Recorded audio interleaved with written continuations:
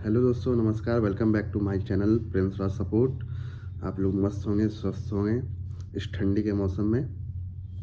ठंड बहुत ही ज़्यादा है।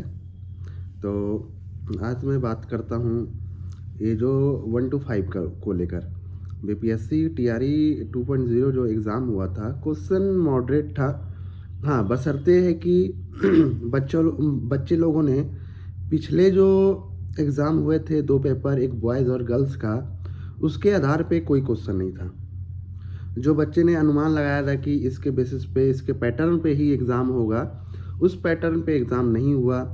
बच्चों ने साइंस में लाइट चैप्टर पढ़े, वगैरह वगैरह पढ़े, लेकिन उनसे एक भी क्वेश्चन नहीं। जिस तरह का पिछले बार का क्वेश्चन था उसके मुकाबले में साइंस में वैसा कुछ पोर्शन नहीं था। और करंट अफेयर्स की बात करें तो नाबार्ड ये सब बच्चे नहीं पढ़े थे। तो यहाँ पे कठिनाई सबको सामना करना पड़ा। और कुछ ऐसे क्वेश्चन थे जिनने लोगों ने कन्फ्यूज़न में गलत कर दिए। मैंने भी कुछ क्वेश्चन को कन्फ्यूज़न में गलत किया। मेरा 9 क्वेश्चन ऐसा था जिन्हें मुझे लग रहा था कि ये आंसर होगा, बट मैंने उस आंसर को नहीं किया। तो मेरा भी 9 नंबर कहीं ना कहीं मैंने भी मार खा गया, यानी कि एक कन्फ्यूज़न की वजह से। बशर्ते क्वेश्चन पेपर बहुत ही इजी था। मेरा 72 नंबर आ रहा है। मैंने मैच किया तो 72 नंबर मेरा आ रहा है। अब भगवान भरोसे होगा या नहीं होगा। मैं BC2 ग्रुप में हूँ। अब देखता हूँ क्या होता है नहीं होता है, क्योंकि मुझे तो पूरा भरोसा है कि नहीं होगा, क्योंकि सीट ही नहीं है इस बार। 1000 बच्चों में क्या चलेगा। क्योंकि मेरे वीडियो में आप देख ही लीजिएगा, मेरा सेंटर भागलपुर पड़ा था। और उस भागलपुर में मैंने रेलवे स्टेशन में जब देखा एग्ज़ाम होने के बाद, पूरे रेलवे स्टेशन फुल था। तो कहीं ना कहीं आज भागलपुर की ऐसी बात है, और भी तो जगह पे होंगे। 28 डिस्ट्रिक्ट में सेंटर पड़ा था, तो 28 डिस्ट्रिक्ट का यही हाल होगा। इससे बुरा हाल होगा, क्योंकि सारे बच्चे यूपी के थे, एमपी के थे। तो नौकरी तो यूपी और एमपी वाले ले जाएंगे इस बार भी। क्योंकि आपने जब से टीचर बहाली आया है, तो टीचर बहाली में आप एक ना एक दिन देख रहे हैं कोई साइबर क्राइम के तहत नौकरी ले रहे हैं। एक लड़की आपने देखा कि साइबर क्राइम के माध्यम से उस वेबसाइट पे अपना रोल नंबर नामांकन करवा लिया, और उनको नियुक्ति पत्र वगैरह भी मिल गया। तो ऐसे तमाम जो है गड़बड़ियाँ शिक्षा विभाग के द्वारा किया जा रहा है, शिक्षा विभाग और पीपीएससी के माध्यम से। और फर्जी लोगों को रिजल्ट दे दिया जा रहा है, क्योंकि उन्हें सीट बचानी है ना, उसे नौकरी देना नहीं है, सीट बचाना है। तो सीट बचाने के लिए तो ये सब स्टेप वो लेंगे ही लेंगे, क्योंकि उन्हें अगर नौकरी देना होता तो वो फर्जी स्टूडेंट को पहले ही वो छांट लिए होते, हटा दिए होते। लेकिन उन्होंने ये काम नहीं किया। उन्होंने ये काम इसलिए नहीं किया क्योंकि ये काम अगर पहले कर लिए होते तो उनको वेतन भी तो देना पड़ता। वेतन लाएंगे कहाँ से? पाठक जी तो बोल रहे हैं कि लोग बोल रहे हैं वेतन कहाँ से लाएंगे, सरकार दे रही है। अरे सरकार कितने पैसा दिया? सरकार को है हिम्मत तो सारे लोगों को, जो फर्जी है उनको हटाए, और जो जेन्युइन स्टूडेंट है उनको नौकरी देके दिखाए। है हिम्मत तो मैं तो ओपन चैलेंज करता हूँ, अगर है सरकार को हिम्मत तो जितने भी फर्जी बच्चों को आपने दिया नियुक्ति पत्र, उस फर्जी लोगों को हटा के आप जो जेन्युइन कैंडिडेट हैं आप उनको नियुक्ति दीजिए। आप उनको सप्लीमेंट्री रिजल्ट फिर से जारी कीजिए। आपने जो 467 वगैरह आपने जारी किया, क्या ये सही है? आंकड़ा सही है? इतनी सीट खाली है, आपने तो फर्जी का सीट ही नहीं दिया।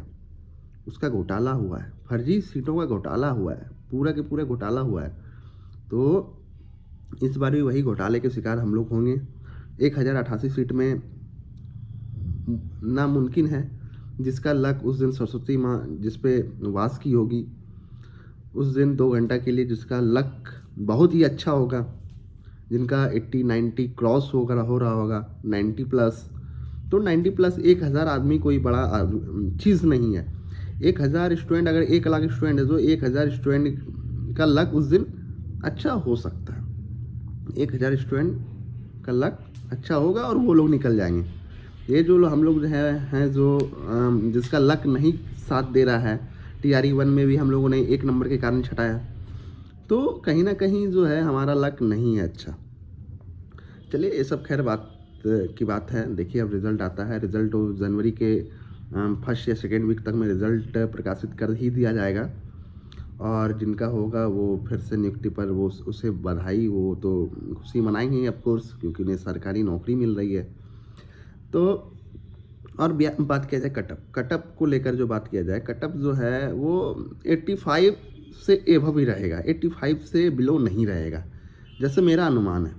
85 से एभव ही कटअप जाएगा, 85 से अगर बिलो है तो आप 50-50 चांस है आपका। अगर 70 बिलो है तो आप छोड़ ही दीजिए, अगर 70 बिलो है, 75 बिलो है तो आशा अनुमान लगाना छोड़ ही दीजिए कि मेरा होगा। हाँ, एससी कैटेगरी में है तो आप 60 है तो आप सेफ जोन में हैं, क्योंकि एससी कैटेगरी का सीट अच्छा खासा है, वो भी फीमेल हैं। तब अगर फीमेल हैं 50 है 60 है तो आपकी नौकरी पक्की है, क्योंकि आपकी वैकेंसी नंबर ऑफ सीट भी ज़्यादा है। तो और बात किया जाए सप्लीमेंट्री रिजल्ट को लेकर आप लोग आवाज़ उठाइए। जब तक आवाज़ नहीं उठाइएगा तो आप हम लोग की आवाज़ को दबाने की काम किया जा रहा है शिक्षा विभाग की तरफ से और बीपीएससी चेयरमैन की तरफ से। आज दबाने की बात मैं बोल रहा हूँ इसलिए क्योंकि आपने फरमान जारी देख रहे हैं कि आज डायरेक्ट कार्रवाई कर दिया जा रहा है, जो आवाज़ उठा रहे हैं उस पर डायरेक्ट कार्रवाई कर दिया जा रहा है। तो ये क्या है? ये आवाज़ को दबाने की कोशिश है ना। ये रोल एक्ट के तहत जैसे हम लोगों ने काला कानून पढ़ा था, उस बस वही चीज़ हो रहा है, कोई डिफरेंस नहीं है।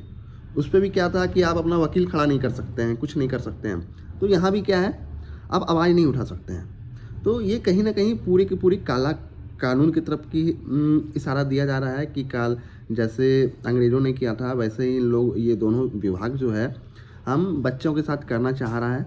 लेकिन हमें इस चीज़ को उनकी जो वो जो चाह रहे हैं वो हम लोग को नहीं होने देना, वो उसका सफल नहीं होने देना है। वो जो चीज़ चाह रहे हैं हमको उसके जो है सफलतापूर्वक कामयाबी उसे हासिल नहीं होने देना है। इसके लिए हम लोग को आवाज़ उठाना है। हमारे कुछ भाई मित्र जो हैं वो गांधी मैदान 19 तारीख को गांधी मैदान में एक धरना प्रदर्शन कर रहे हैं। तो आप लोग ज़रूर से ज़रूर आइए गांधी मैदान और अपना सहयोग दीजिए, क्योंकि अगर आप सहयोग नहीं दीजिएगा तो आपको नौकरी नहीं मिलने वाली है। आप लिख कर रख लीजिए, आपको नौकरी नहीं मिलने। और ये अगस्त का जो ढिंडोरा पीट रहे हैं ना, अगस्त तो ढिंडोरा पीट, ये सिर्फ ढिंडोरा है। आप अगस्त में जो है ना वो भी 1000-2000 सीट देंगे। आपको लग रहा है कि 50,000 सीट ला देंगे, 60,000 सीट ला देंगे, तो ये आपकी गलत फहमी है। क्योंकि मेन बात है अभी नौकरी दिए हैं और तुरंत कोई सरकार नौकरी नहीं देती है इतनी बड़ी। अगर उन्हें नौकरी देना होता ना तो ये अभी इतने झोल झाल किए हैं ना, वो झोल झाल नहीं करते। वो अभी सारे जितने भी जेन्युइन कैंडिडेट हैं उनको नौकरी दे दिया जाता। बट नौकरी नहीं देने का पीछे कारण है, मैंने आपको बता दिया कि वो पैसा है। आज नियोजित शिक्षक 28,000 है ना, 28,000 को आज अगर 20,000 कुछ मिल रहा था तो आज उनको 20,000 ही देना पड़ेगा। अगर वो फ्रेशर को देते तो उन्हें टोटल 40,000 पैसा देना पड़ता, दोगुना। यहाँ पर उसका पैसे तो आधा हुआ ना, 28,000 लोगों का पैसा तो उनका हाफ देना पड़ रहा है, क्योंकि नियोजित को तो पैसा दे ही रहे थे, उस पर उनको हाफ देना पड़ रहा है। तो ये जो है आंकड़ों का खेल, ये जो है ये चलता रहेगा। अगर आप लोग आज आवाज़ नहीं उठाओगे तो आपका अटेम्प्ट भी बेकार हो जाएगा। ये सेकंड अटेम्प्ट था बहुत सारे लोगों का, ये सेकंड अटेम्प्ट भी बेकार हो गया। नो डाउट एग्ज़ाम इस बार अच्छा गया है सारे लोगों का, बट सीट नहीं है, सीट की कमी है। सीट के कारण जो है आज हमारे युवा जो हैं वो इस बहाली में भी उनका नहीं हो पाएगा। तो ये बहुत दुखद बात है।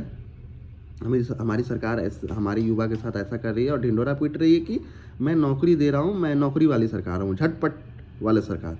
तो झटपट वाले सरकार, तो आप झटपट सप्लीमेंट्री रिजल्ट भी तो डलवा दीजिए, झटपट वाले सरकार हैं तो आप।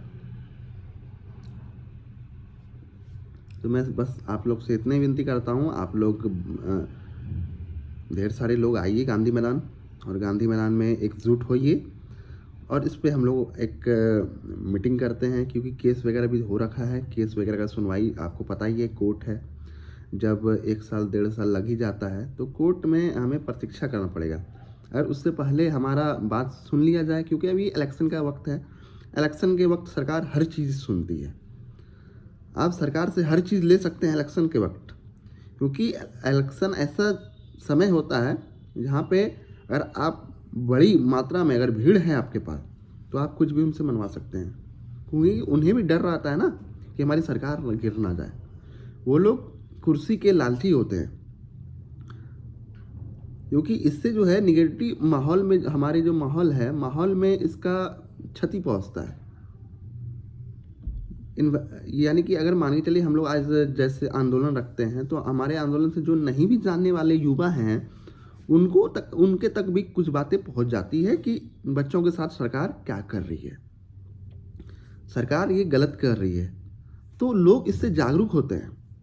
तो हमें और आपको मिलकर लोगों को जागरूक करना है। ये सरकार जो है नौकरी देने वाली सरकार नहीं है, जॉब फॉर मनी है, और बिहारवासी के लिए ये सरकार नहीं है।